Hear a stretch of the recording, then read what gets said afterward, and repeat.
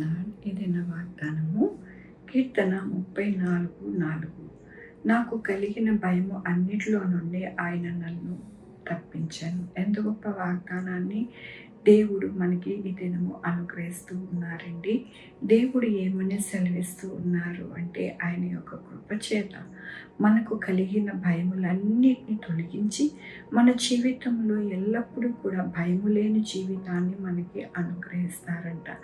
ఎలాంటి భయములు మనకి కలుగుతూ ఉంటాయి అంటే మరి మన యొక్క జీవితంలో ఉద్యోగములు ఉంటాయా, అలాగే మన యొక్క జీవితంలో ఆరోగ్యము బలపడుతుందా, ఆరోగ్యము మంచిగా అవుతుందా, అలాగే ఈ అప్పుల నుండి మనము విడుదల కలుగుతుందా, ఈ వివాహాలు జరుగుతాయా, వివాహాలు చక్కగా మంచిగా మరి బలపడతాయా అని ఎన్నో భయములు కలిగి మనము జీవిస్తూ ఉంటాం ఈ లోకంలో. అయితే దేవుడు ఏమని సెలవిస్తూ ఉన్నారు ఈ దినమున అంటే మనకి కలిగిన భయములు అన్నిటి నుండి ఆయన మనల్ని తప్పిస్తారంట. అలాగే దేవుని యొక్క వాక్యంలోని యెహోవా యందు భయభక్తులు గలవారి చుట్టూ ఆయన దూత కావలి ఉండి వారిని రక్షించును. ఆయనను ఆశ్రయించు నరుడు ధన్యుడు. యెహోవా భయభక్తులారా ఆయన యందు భయభక్తులు ఉంచుడి.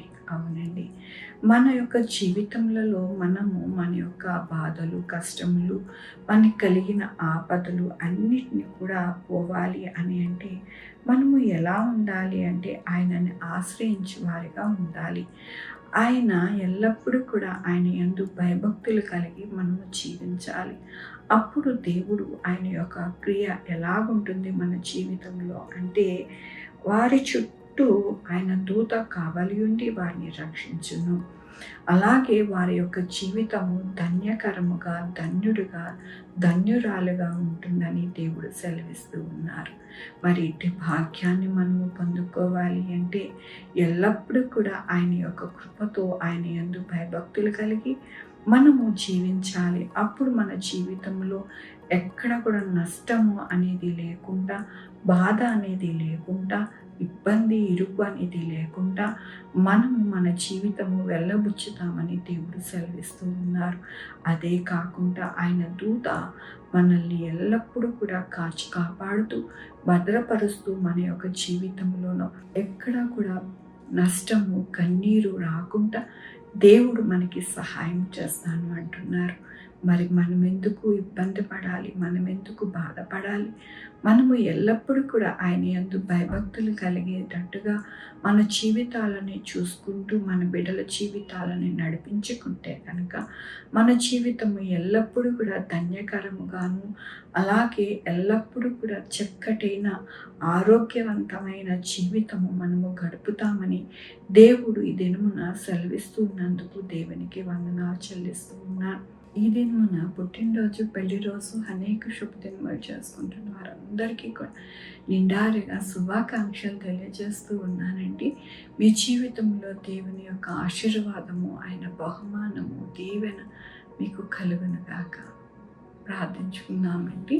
యెహోవా దేవా, నా తండ్రి, నా ప్రభువా, మీ కృపా కనికర స్థానం బట్టి అవును నాయన, మేము ఎల్లప్పుడూ కూడా ధన్యులుగా మీ యొక్క దూత కావలి ఉండి నాయన మా జీవితాలని నాయన నడిపిస్తారని మరొక్కసారి నాయన మీరు ఇచ్చిన వాగ్దానము బట్టి నీకు వందనాలు చెల్లిస్తూ ఉన్నాను.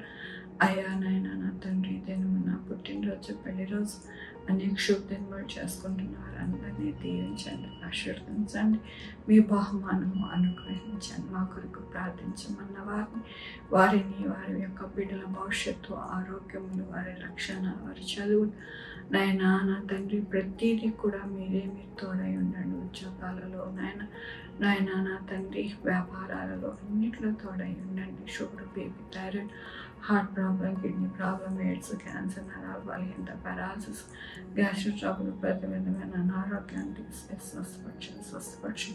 యెహోవా నేను అన్నారు, మీ కృపను వేడుకుంటున్నాను నాయన, సహాయం చేయండి. అయ్యా నా తండ్రి, ఎవరైతే హార్ట్ ప్రాబ్లంతో బాధపడుతున్నారో వారిని స్వస్థపరుస్తున్నారు. మీకు వందనాలు చెల్లిస్తూ ఉన్నారు. అయ్యా నా తండ్రి, మీ యొక్క కృప చేత నాయన వారికి ఇప్పుడే నాయన మీ హస్తంతో నాయన తాకి నడిపిస్తున్నారు. మీకు వందనాలు చెల్లిస్తూ ఉన్నాను నాయన. మీకు వందనాలు అయ్యా నాయన. ఎల్లప్పుడూ కూడా ప్రతి ఒక్కరికి నాయన మీరు నడిపించే దేవుడుగా మీరున్నారు నా ప్రభు. అయ్యా నా తండ్రి, హాస్పిటల్లో ఉన్న బిడ్డలకి తోడై ఉండండి. ఆపరేషన్లు అయిన వారికి త్వరగా కోలుకోవడానికి సహాయం చేయండి. ఉద్యోగాలు లేని వారికి ఉద్యోగాలు పొందుకోవడానికి సహాయం చేయండి.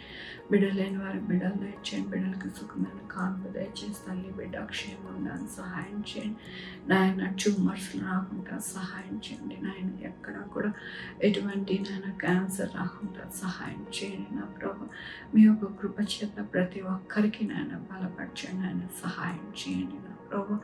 అయ్యా సహాయం చేసే దేవుడివి నాయన. నాయన నా తండ్రి, ప్రతి ఒక్కరి జీవితంలో దుష్టుని దూరపరిచి నాయన ప్రతి ఒక్కటి కూడా నాయన మనశ్శాంతితో ఉద్యోగములలో అన్నిటిలో కూడా మీరు తోడై ఉండమని కోరుకుంటూ నా ప్రభు, నా రక్షణ యేసుక్రీస్తు పరిశుద్ధమైన నామమున అడిగి వేడుకొంచు నా తండ్రి.